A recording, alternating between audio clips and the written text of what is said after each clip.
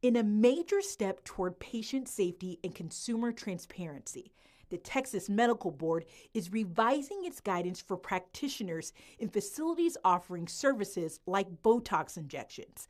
This after a KXAN investigation. On this week's Inside the Investigation, investigative reporter Arzo Dost explains the new rules for med spas in Texas.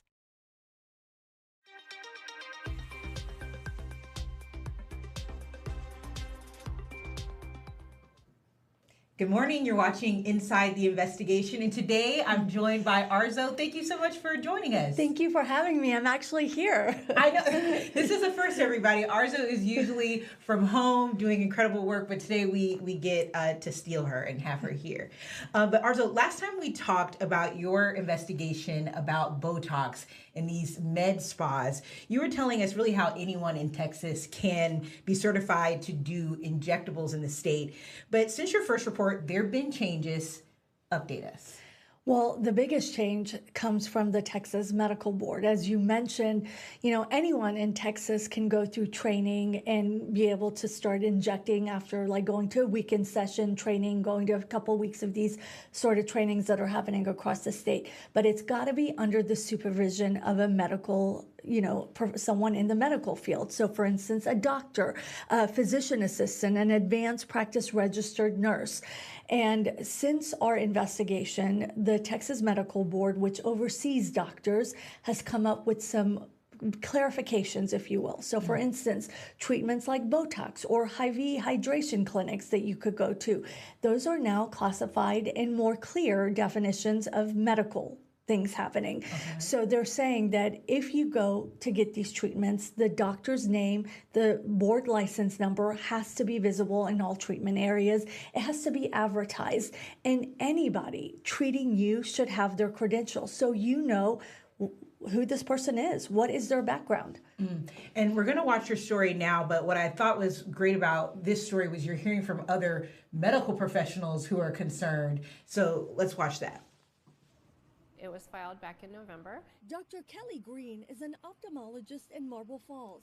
It got referred to Business and Commerce. And in the last few weeks, she's had her eye on Senate Bill 378, which would prevent barbers, cosmetologists, and estheticians from administering Botox and other injectables unless they're licensed or authorized to give the shots. I have had patients who've had their eyelid come down from Botox done elsewhere. Patient safety is why Dr. Green says she co-founded Texas 400. The grassroots group of doctors advocate for patient protection legislation. It's considered, medical. It's not considered cosmetology. So it's not appropriate for someone with no medical training at all to be doing. Anyone can get trained to administer Botox in the state as long as it's under the supervision of a medical professional, like a physician assistant, an advanced practice registered nurse, or a doctor serving as a medical director in case there are complications. We previously shared the story of a woman who had a medical emergency in Dublin, north of Austin. Everyone was just kind of panicking and was like, oh my gosh, what's going on? And then the EMS and police arrived. The woman wanted her privacy protected, but told us she fainted after getting a Botox treatment at a shop in town. An EMS report says she had a seizure and was vomiting. The police department launched an investigation into whether or not the injector was practicing medicine without a license. That investigation is ongoing.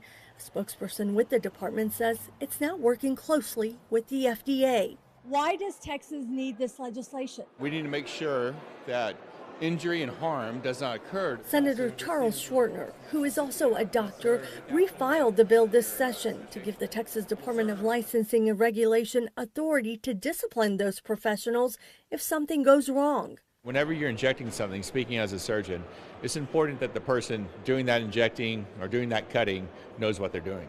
Cosmetologists wouldn't be able to do something more invasive than a facial or other, waxing. Dr. Green says it's time for more oversight. Some of this is being done in hair salons, boutiques. We'll have like a little closet set up in the back where people are getting Botox. I mean, it's completely bonkers.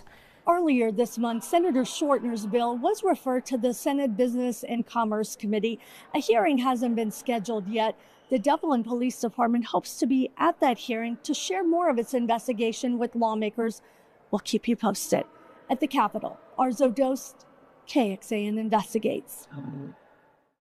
And Arzo, I think I was stuck on the doctor talking about the complications that she's seen from this. Is this common, or are these kind of one-offs that she sees come in? During our investigation, we looked into complications for months, and we heard about, everything from the droopy eyelid to your face just having paralysis, and then other complications like the one we highlighted in our original report back in May. This was a young woman that had seen a social media post about Botox treatments at the back of a shop in this small town north of Austin called Dublin. And she had gone with a girlfriend. They had started the treatment, and within seconds, she started having dizziness, and she said she felt faint. Well, an EMS report details her having a 5-minute seizure, vomiting. She's okay today, but says that she never thought she would have that kind of experience. And it turns out that incident forced the police department to open an investigation to see, well, what is going on in these shops? And do we need to be concerned about who is administering these injections? That day, the police department tells us there was no medical staff on site. In fact, at the time, the nearest doctor who was supposed to be overseeing all of this was more than 3 hours away in the Dallas-Fort Worth area. So the investigation is still ongoing, and investigators are trying to figure out, what kind of background did this injector have, and is she responsible for the outcome that happened to this young lady? And stories like that we heard across the state from Texas. But one of the things is that this is an area where women and men don't want to come out and speak about it, right, because of the shame, associated with it. But as Dr. Kelly in this piece said, Dr. Kelly Green, this is happening. She's having to make corrections from patients who are going to have Botox and then coming to her for, remedies. And it's so important because, I don't know about you, but in my friend group, Botox, that's expensive, and also it's something you have to maintain over time. People usually are going back, and so people sometimes are looking for a deal. And so it is good to know that, this is what you need to be looking out for.